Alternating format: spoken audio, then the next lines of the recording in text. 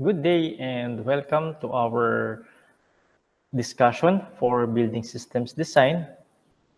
Today, our topic is about laws, how they affect our professional practice, and how they affect our design of the buildings.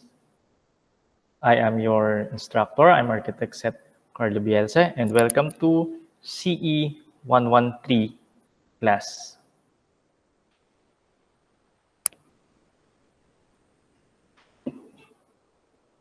So ethics, conduct, norms, and morality are often interchangeably used through the professional practice and has been overlooked most of the times. As building professionals, all of us are not exempted in following the law in its strictest sense. Our profession calls for noble men and women of the highest integrity, responsiveness, sensibility, technical ability, and general objectivity. So at the end of this lecture, you are expected to learn the provisions of the laws and codes that are discussed here. And so with that, as aspirants, building professionals, so you are expected not to find loopholes in these laws. But when you become licensed professionals in the future, so you are expected to follow these laws and codes in its strictest sense. Kasi yun yung ating premise, yung ating pag nag-oath taking kayo, that you will become professionals with high integrity, yung technical ability, and of course, yung general objectivity. So, ano ba tong law? Let us define this first. In our setting, sa Pilipinas, sabi ni De Leon, in its widest and most comprehensive sense, the term law means any rule of action or any system of uniformity. So, meaning, yung batas, it is a set of rules. And then, it is enforced sa lahat ng tao in uniform. Mayaman, mahirap, lalaki, babae, bata, matanda. So, yun yung batas. Pero kapag ka nagkaroon na ng exemption, nagiging special yung batas, may special favor, may pinapaboran, nawawala yung essence niyang pagiging batas. Sabi nila, there are two general divisions of law. The first is law in its strict legal sense. Ano itong mga batas na ito? Or how do we define this? Ito yung expected sa atin, na sundin natin. Ito yung traffic rules, mga batas trapiko. So pag red light, kailangan mag-stop. Pag green, kailangan mag-go. Ano pa yung ibang examples nito? Ito yung mga batas na pinagdebatehan, or na-create sa Congress, sa Senate, and then inapurbahan ng ating Pangulo, and then pinagtibay ng ating Supreme Court. So, isang example nito na kailangan nating sundin is yung ating building code. So, ano naman yung pangalawa? The law in the non-legal sense. Ito yung mga laws na with relation sa ating general knowledge, yung mga physical law or mga religious law. Na kapag kunyari hindi mo sinunod, kasi non-legal nga naman, pag hindi mo sinunod o hindi mo pinaniwalaan, no, nagiging kang katawa-tawa. So say for example, yung sa free body diagram, no? So lahat ng forces, lahat ng reactions dapat mag-equate sa zero, no? In equilibrium. So in this diagram, makikita nyo, merong gravity and merong friction, no? So yung mga forces na yon. So pag hindi mo kinonsider yon, yung mga forces na to, dun sa analysis mo, no? And then hindi mo na-equate sa zero,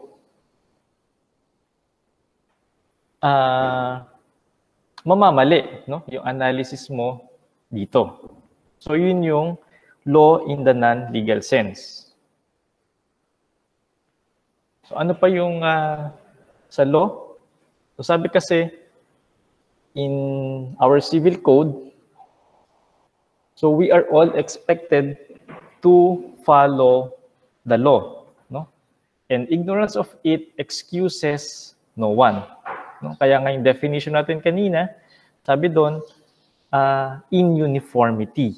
No? A set of rules that is applied in uniform. Sabi rin ni former Manila Mayor Alfredo Lim, no? It applies to all. Otherwise, not all. No? Otherwise, nawawalan ng essence yung law in its strictest sense. And ano pa yung assumption ng law? Sabi, no, that the state, no, or our government conclusively presumes na alam natin yung batas. No? Lahat ng batas ay kailangan nating sundin. No? And kahit nasa dami ng batas natin, no, na kailangan nating i-discuss, no, or na-create, it excuses us na, it does not excuse us na hindi sundin yung mga batas na yon, no? Because in our conscience, we carry norms of right and wrong and a sense of duty. No? So kapag sabi nila, hindi maintindihan yung batas, no, there are lawyers who should be consulted. And in our case, no, as building professionals, na pinag-aralan natin yung application, no, ng sa design and construction. So it also does not excuse us na hindi sundin yung building code, no, and yung mga supplements nito.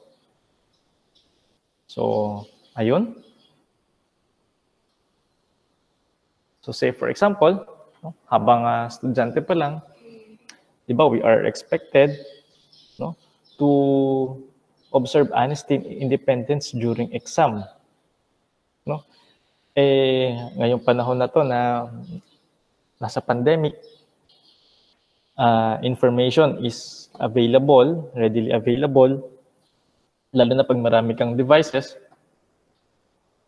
So nakakapag-open ng notes or nakakapag-check ng answers online, no, dun sa question. Habang estudyante pa lang yan. Paano pag naging professional? No? So mas maraming temptation, no, mas nagiging open sa graft and corruption. No? So feeling above the law, no, na hindi na kailangan sundin yung batas. No? Pero hindi yun yung essence, no, ng discussion natin. No? So ang objective nga is that mapag-aralan, ma-discuss yung contents, no, yung general intention ng mga batas natin para may apply natin, no, kapag licensed professionals na. So there are two, no, dalawang group ng batas natin as building professionals. So yung isang group, no, ng mga batas, these are laws that affect our ethics, moral, conduct, behavior, and norms nung pagpa-practice natin, no? Whether being an architect or an engineer. And yung pangalawa, yung mga batas naman, no, that affect how we design yung mga buildings or yung mga spaces natin. So first, let us discuss and run through itong mga laws na ito, no, sa professional practice. First is yung RA 8981 or the PRC Modernization Act of 2000. So yung iba sa inyo hindi pa yata buhay nung 2000. But give you a brief, no? Nung nangyari kasi nung 2000, Y2K, so nagkaroon ng globalization. So na-open yung global trade. So ibig sabihin yung mga goods, for example, na manufacture sa US, nakakarating na kaagad at mabilis sa Pilipinas. No? Kaya nga nagkaroon nung tinatawag nila na yung mga imported products, no? Naging mas tinatangkilik ng Pinoy yung mga imported products, imported na sapatos, imported na mga corned beef, no? Mga delata. So yun yung nangyari nung 2000, no? Na-open yung global trade. And of course, hindi lang pwedeng goods ang i-offer ng isang bansa. No? So nag-offer din yung mga bansa ng mga services. No? So na-create ng Pilipinas yung GATS, no? The General Agreement on Trade in Services. So yung serbisyo, kunyari, as a licensed engineer in the Philippines, so pwede mong i-offer yung serbisyo mo sa ibang bansa. No? Kaya nga ngayon, di ba, maraming sa atin, mga engineers, minsan nag-a-abroad, no? Looking for opportunity in the Middle East, no? Kasi boom yung construction doon. So, ano yung naging product nitong GATS? No? Pag ikaw ay isang licensed engineer sa Pilipinas, no? At nag-apply ka sa Middle East, considered ka pa rin as an engineer. No? Yun nga lang, syempre, you cannot practice, no, or you cannot assume civil liability doon sa design doon kasi hindi naman citizen, no? So meron pang ibang kailangan i-consider, no? Like yung reciprocity, no? If reciprocity exists in that country, no? So nung 2000, no, na-open yung globalization, no? So, of course, hindi naman pwedeng magpahuli nga yung mga professions, no? So that is why na-modernize yung PRC, no? Nag-upgrade din yung PRC, no? Kaya yung mga engineers nga natin nakakapag-practice din as engineers sa ibang bansa. Another example ng batas affecting our professional practice, ito yung intellectual property, no? RA 8293. No? So hindi lang to applicable sa mga music, no? Music and art pieces, artworks, no? Applicable din to sa atin yung mga nasa design industry. No? Our instruments of service, yung ating mga building plans, no? Yung ating mga drawings, it is covered by this, no, intellectual property. No? So hindi pwedeng kopyahin ng iba yung plano, yung building plan mo, yung drawing mo or yung detail mo sa ibang project. No? So say for example, yung detail mo, no, or design mo ng isang stairs, no? So nakita ng iba sa plano mo and then ginaya nila, no, by the letter, no? So may violation ng intellectual property, no? Of course, kung wala ring paalam. So yung mga works natin nga, no, we are covered by this, no, intellectual property.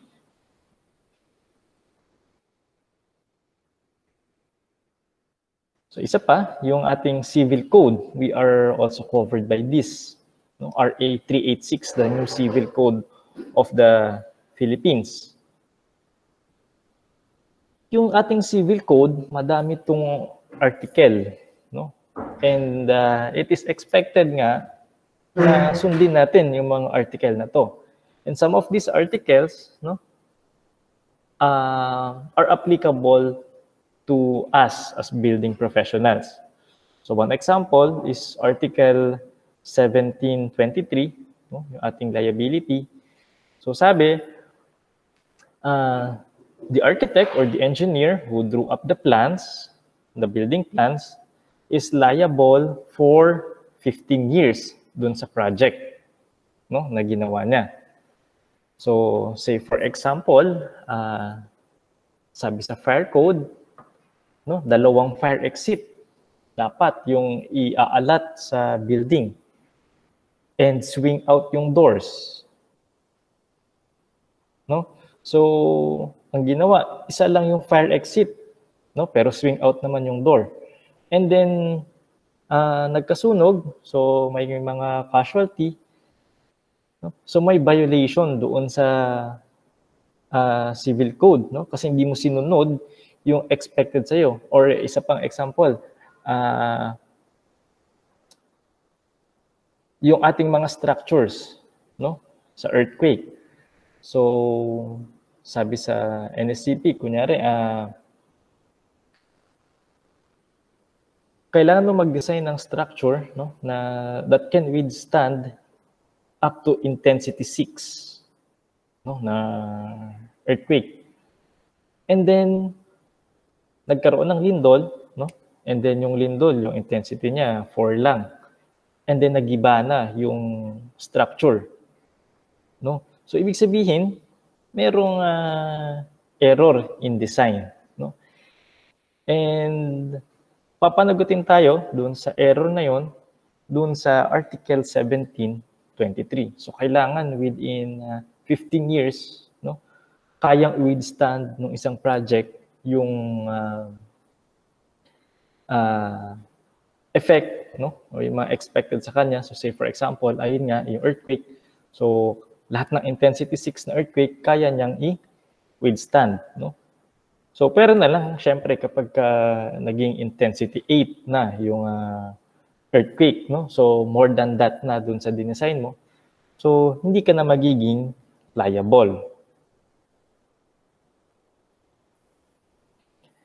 So, iba pang example, RA 9266 or the Architecture Act of 2004. So, this supersedes yung RA 545 and RA 1581, no? So tandaan nyo, itong numbers na ito, 545 and 1581. No, kasi sa mga counterpart naman namin, sa mga civil engineer, no, ang kanilang code naman is RA 544 or superseding RA 1582.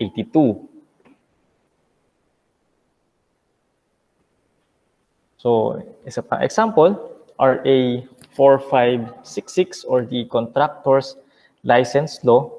So this resulted in the creation of the PICAB, no, or the Philippine Licensing Board for Contractors. So ano ba yung PICAB? PICAB kasi is a permit, a special permit or a license given by the CIAP, the CIAP, the Construction Industry Authority of the Philippines, no? So, yung DTI kasi, so ang focus niya, syempre, is yung goods, no? So, di ba, goods and services, no? So, yung service, one type of service is yung sa construction, no? And yung authorizing committee, no, doon sa construction industry is the CIAP. And once a contractor has been issued yung pickup license or pickup permit, no, that guarantees yung trabaho ng contractor na yun, no, na it conforms doon sa standards, no, set by the CIAP, no, yung ating yung Construction Industry Authority, no. So CIAP yung nagpo-police, no, doon sa mga construction projects, no, yung parang sila yung may set of rules, no, yung standards. So yung CIAP naman, it was created, no, by virtue nitong PD 17846, no. So nung na-approve tong batas na to, nagkaroon tayo ng CIAP, no, para naka-separate sa DTI, no, na yung focus lang ng DTI of course is yung goods, no. Pero kapag construction service nga dito, ang focus naman, ang mag-check is yung CIAP, no. And once magkaroon ka ng pickup license or pickup permit as a constructor, you are allowed to enter into government projects, no. And anong yung batas na yon, no? That is RA 9184 or the Government Procurement Policy Board, no. So this law resulted in the creation of the PhilGEPS or the Philippine Government Electronic Procurement System, no. So our government projects, no, is mandated na mag-undergo ng bidding, no. Lalong-lalo yung mga construction projects, no. And isang condition para makasali sa bidding yung isang constructor is that the constructor should have a permit, no, coming from the CIAP, no, yung meron siyang pickup license or pickup permit, para ma-assure of course na yung trabaho ay maayos. So iba pang example, yung RA 8495 or the Philippine Mechanical Engineering Act of 98. So this covers the mechanical engineering profession, no? So yung mechanical engineering na design, no, should be created, no, or ginagawa lang ng mga licensed mechanical engineers. Ganun din yung RA 7920, no, or the New Electrical Engineering Law, no, na dapat yung electrical design should be created, no, or ginawa lang nung mga electrical engineer. Ganun din yung RA 10350, no, or the Philippine Interior Design Act of 2012, na yung interior design, no, na practice ay para sa mga interior design professionals. Ganun din yung RA 1378 or yung ating National Plumbing Code, no?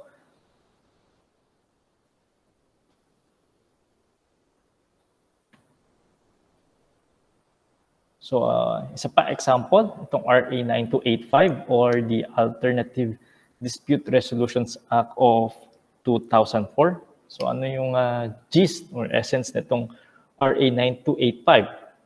So this resulted to the creation of the PIARB or the Philippine Institute of Arbitrators, no, and the opening of a special court. No? And what is this special court? This is the CIAC, no? CIAC, or the Construction Industry Arbitration Court. No? Kasi yung ating construction contracts, no? Yung mga agreements, is different doon sa mga regular contracts. No? Yung ating construction contract, meron siyang iba't ibang parts. No? So isa dito yung service agreement, that's one part. So another part is yung ating mga drawings, no? As instruments of service. Isang part ba yung ating estimate. Another part yung specification na ginawa, no? So, hindi pwedeng yung contract, no, natin ay yung regular contract lang, no? So, maraming part, no? Yung mga yon, yung mga unang nabanggit ko, no, they consist, no, they compose yung the whole of the construction contract. And kapag nagkaroon ng conflict in the construction or in the service, instead na yung conflict, no, para ma-resolve, pumasok pa sa regular court or sa RTC, no, nag-create ng special court, which is the CIAC, no, para doon dalhin, no, doon dinggin yung mga conflict na ito, doon ma-resolve yung mga conflict na ito. No? Kasi kapag regular court, yung pinuntahan niyan, automatic litigation, no? So mahabang process. Whereas sa CIAC, no, sa construction court, no, merong tatlong step para ma-resolve yung conflict. So the first, merong arbitration, no? Pangalawa, yung mediation, no? Kung titignan kung sino yung pwedeng mag-compromise, no? So may third party na arbitrator. And lastly, yung pinakamasalimuot is the litigation, no? Pero itong litigation na to, hindi kasing tagal ng litigation process, no? Na pag yung conflict pumasok sa, or yung case pumasok sa RTC. No? Kasi mabilis lang ma-check yung mga documents and yung mga evidences. And also, para na rin, no? Kasi yung construction court nga, no? Special for construction yan. Nakalagay, kunyari sa specification, no? So, ang grade ng steel, no, for structural gagamitin is grade 60. And then, yung second party sa contract, no? So, say for example, yung constructor, ang ginamit niya is grade 33 lang. So, doon merong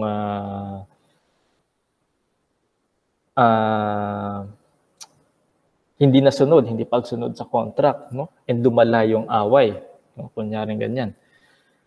So, alangan naman, dalhin mo yung, kunyari yung rebar na yon, yung steel na yon is ginamit sa pambuhos ng slab, no? So, alangan naman yung slab, dalhin mo, i-present mo sa court, no? Sa regular court, no? So, or babawiin ng contractor, no?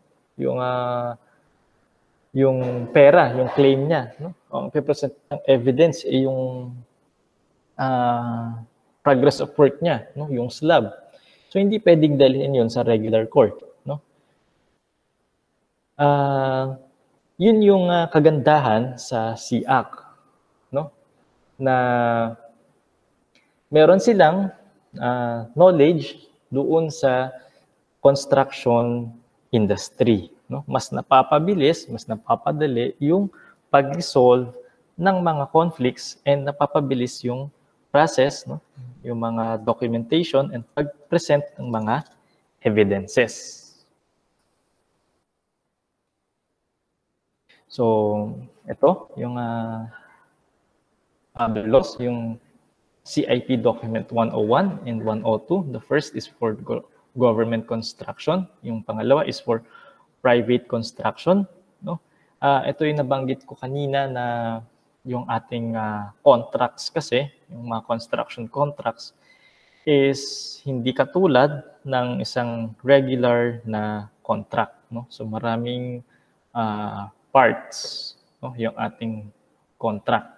And these documents, 101 and 102, provide the general conditions of a construction contract.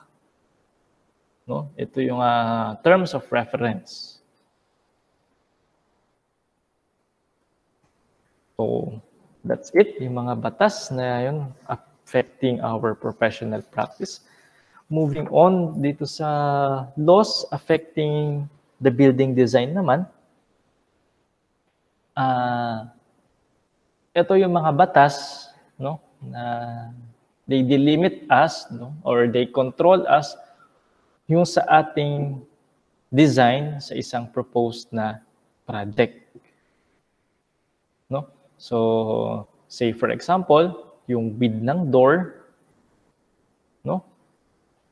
Yung depression, yung floor depression ng isang room going to the toilet, no? Para hindi makatalisod, para hindi maging tripping hazard, no? Or yung placement ng sa utilities, no?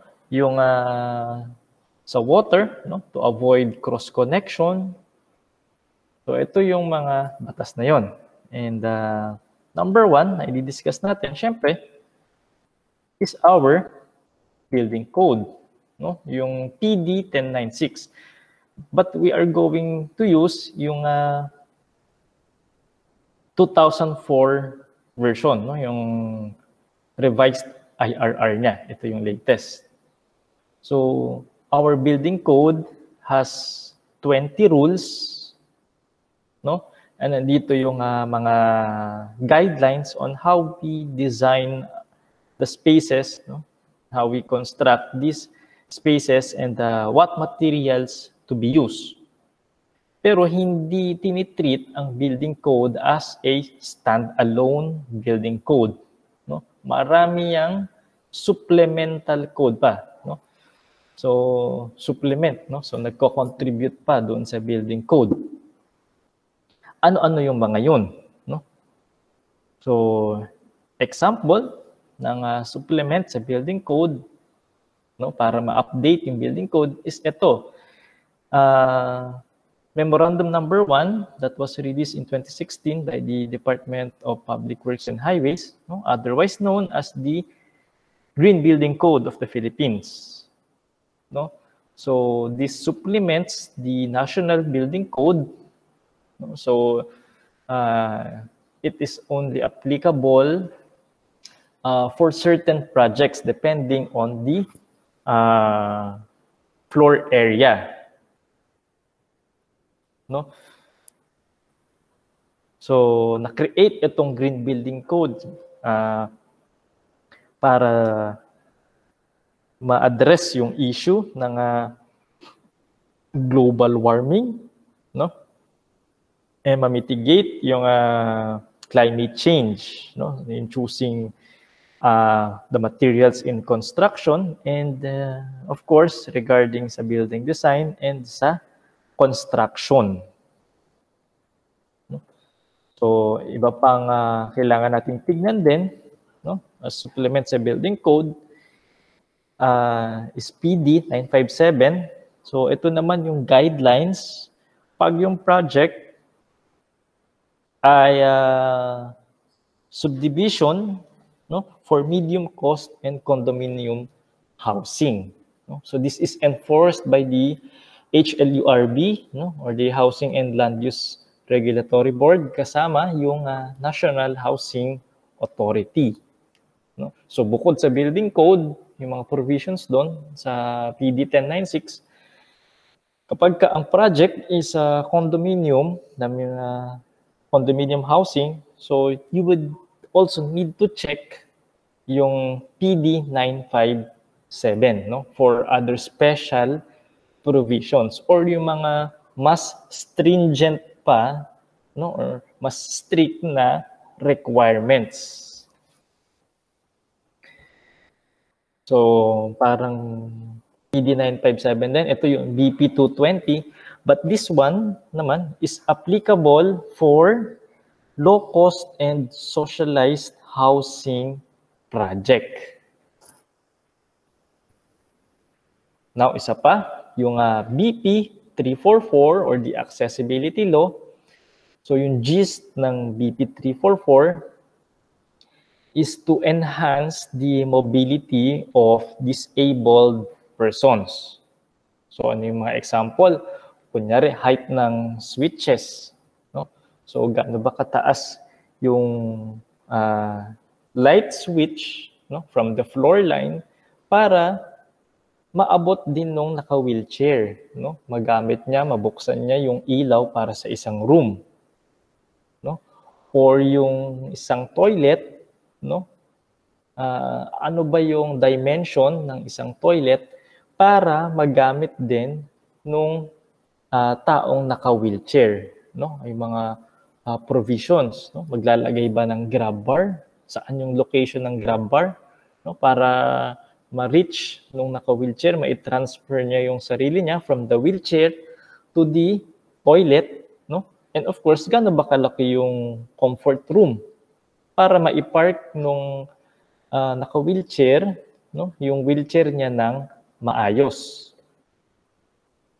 Or say for example, yung ramp, no, yung PWD ramp na tinatawag natin. Gaano ba dapat yung gradient niya, yung gradient ng ramp, yung slope ng ramp, para hindi naman bumulusok pababa, no, or hindi mahirapan paakyat yung gumagamit ng wheelchair, no. Ganun din yung gagamit nun, hindi lang naka-wheelchair, yung bulag, no. Kasi pag pinagamit natin, of course, yung stairs sa bulag, no, baka maging tripping hazard pa, malaglag. No? So, ano ba yung mga provisions na ilalagay doon sa rampa? So, yung mga provisions na to ay covered ng BP 344. No? It also supplements yung ating building code. So, another example ng nagsusupplement pa sa building code, ito yung ating National Structural Code, no? NSCP. So, nandito yung paano ba dapat i-design or ano ba yung mga kailangan i-consider sa design ng mga structural members, no? Ano ba yung minimum size ng steel for reinforcement, for columns, beams, and footings, no? Or ano ba yung mga load combinations na gagamitin? Or ano ba yung assumption, no, yung soil bearing capacity dapat, no, para hindi ma-properly designed yung footing, no, hindi lumusot yung bahay, no, magtuloy-tuloy papunta doon sa ground, no. So yun yung mga structural considerations, no, under dito sa NSCP and will be discussed in detail in the next lecture. Another supplement to our building code is RA 9514 and its implementing rules and regulations superseding PD 1185. So, as we know it, the Fire Code of the Philippines. So, this code covers yung width ng mga fire exit doors. It covers the width ng mga stairs, no? Staircases. So, gaano ba kataas yung riser ng hagdan? No? Gaano ba kalapad para magkasya yung paa para hindi maging tripping hazard? And ano ba yung mga firefighting equipment na ilalagay? And anong fire protection system ba yung dapat i-consider, no, for a certain type of building. So under yon natong Fire Code of the Philippines, and we'll also discuss this in detail in the next lecture. So another supplement naman sa building code, ito yung ating plumbing code, no? So ito naman how we design our plumbing system. So yung mga nakapag-take up na ng CE 112, no, yung utilities 2, so they are already familiar on how to use, no, or yung mga they are already familiar dun sa terms dito sa plumbing code.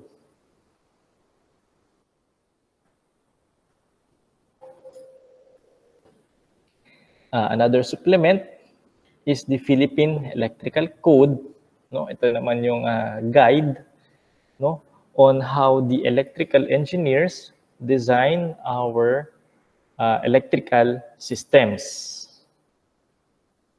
Ganon din yung ating mechanical code, no? How the mechanical engineers, no, design yung HVAC, no, or yung ating elevators, no? So covered yun ng mechanical code. Isa pa na example ng laws affecting the building design, no, yung mga memorandums, no, na issued ng iba't ibang government agencies. So say for example, with regards to the building height naman, lalo pag malapit sa airport, no? So merong authority, no? May proper authority na nag-i-issue ng permit, no, para mag-grant yung height ng building, no? Masabing approve yung height. So ito yung CAAP or the Civil Aviation Authority of the Philippines and the Air Transportation Office, no? Kasi baka mamaya yung height ng building or height ng project, it will affect yung air traffic or yung mako-compromise yung aerodrome ng airport na yon. No? So ano-ano ba yung mga lugar na kailangan ma-consider na kailangan mong i-check, no, yung building height? Of course, pag yung lugar malapit sa airport, no? So say sa Lawag, no, may Lawag International Airport. So kailangan kumuha ng special clearance from this government agency, no? So kung magtatayo ka kunyari ng 3-story up to 10-story or 20-story, so you would need to acquire a permit from these government agencies.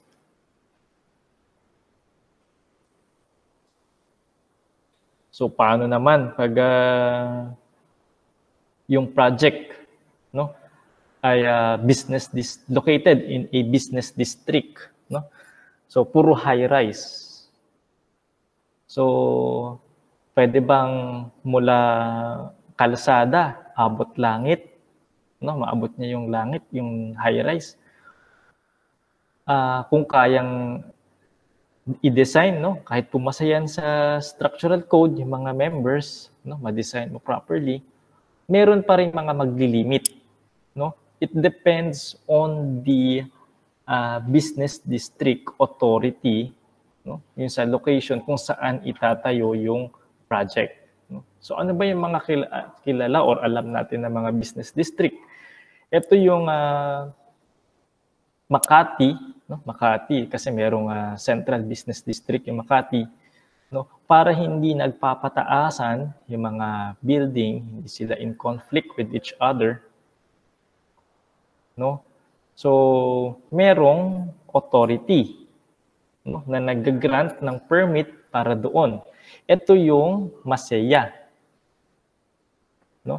Paano naman pagka nasa Taguig ka, no, nasa BGC? So yung nagbibigay naman ng permit, no, yung authority doon is the BCDA, no? So you would need to check, no, sa isang project kung saang location and if it is covered also nitong mga special authorities, no? Special local authorities aside from the local government authorities.